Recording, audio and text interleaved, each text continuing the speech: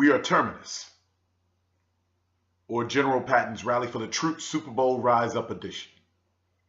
For my fellow Falcon fans, this is the last we will speak of this, but be encouraged with all that you hear. This has been like a gut punch. It's like streaming a film that is getting a momentous climax on Netflix and your feed is eternally stuck on buffering. It's a bad feeling, and there was nothing any of us Dirty Bird fans could do about it. It's like mourning amongst Falcons faithful. Truly, it's as if someone died. The whole Falcons nation hurts. If you're a fan of Georgia sports in general, then you know that our failures are being compounded by successes. In other words, we are almosters. We always almost win. It was this way in 2011 when Georgia lost to Alabama in the SEC championship in the Georgia Dome, a de facto national semifinal game for the right to throttle a weak Notre Dame team just to lose at the goal line on the final play of that game. A month later from that, at the same end zone, the Falcons sprint to a 24-7 lead on San Francisco just to lose 28-24 and be denied a Super Bowl appearance. And now, the Falcons own the most legendary single game collapse in major professional championship sports history. Yep, that's Atlanta. That's Georgia sports. Remember, despite a winning record of 14 division titles, the Braves won their only World Series at the expense of another championship-starved city, Cleveland. In other words, somebody had to win that shit. But Cleveland got LeBron James. Atlanta got 3rd and 33. Now, if Atlanta was a non-Southern city like, say, Chicago, there would be a great deal of romance among the media regarding our sports despair. But this is the South, which is constantly mocked for its accents, its perceived bumpkinism, although Boston is the most racist city in America. Shit, Boston is so segregated, they created a white version of their Boston-owned black version band. New Edition and New Kids on the Block. That's the same shit. Y'all suckers don't fool me.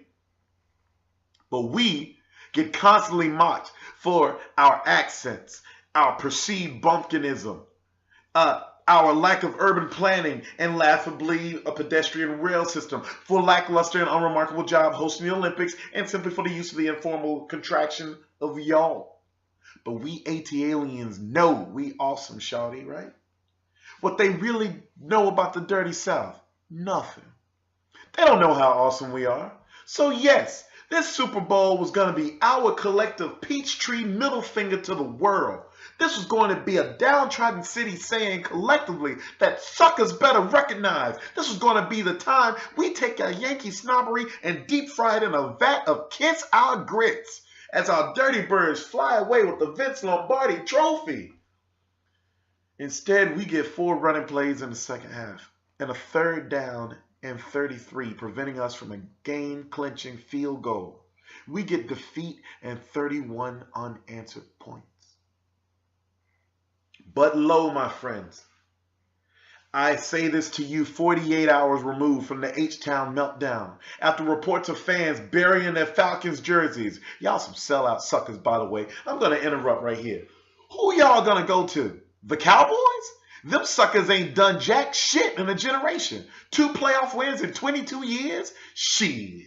The Falcons are 7-8 in the postseason in that time frame, with 3 trips to the NFC Championship game, 2 NFC titles, 2 Super Bowl appearances. Now try again. Now, where was I? Oh yeah, I'm very optimistic.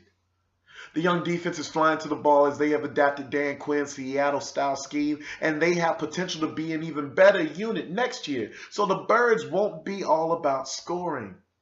They are going to stop people. And remember, they add injured all-pro corner Desmond Trufant to the ranks. True didn't even play the final half of the season. And the team has cap money, y'all.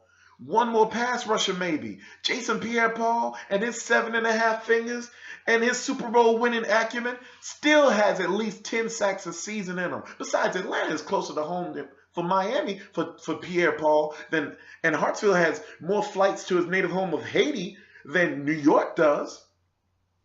And the Falcons got the world's flyest stadium opening next season with the design plan that makes Jerry Jones even say, "God damn!"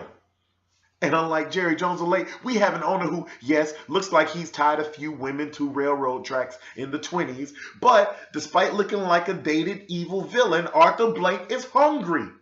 He really wants to win. He's going to open his checkbook to make his team idiot coaching proof. Get your ass out of here, Kyle Shanahan. Don't let the doorknob split you. And Arthur Blank's going to get that talent we need. Blank will stay out the way, but give the Birds resources to demand results. My point is, fellow Falcons, we will return. Despite a wonderfully exciting and difficult schedule that I project will have the Falcons on at least 5 primetime games next year, them Birds will be ready. And I'm pretty sure the first of those tests will be in Foxborough for the Thursday night special season opener to watch the Patriots get their rings. Rematch in September, y'all. Birds, Pats, opening night.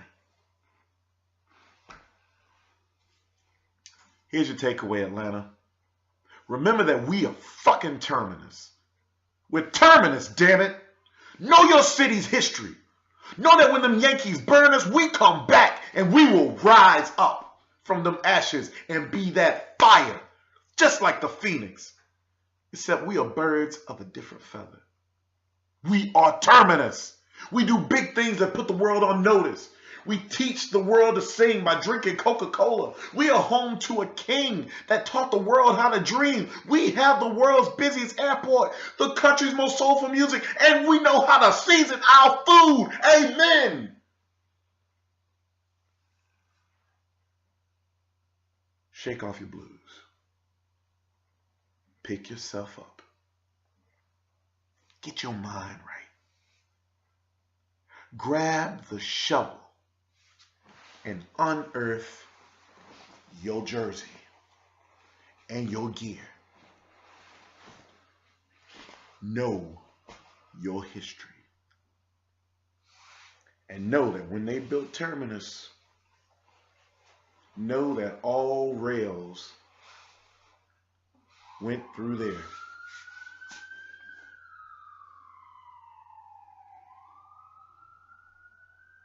We coming for them, boys. All roads lead through Terminus. That means next year, the road to the Super Bowl runs through the ATL. Get your ass up.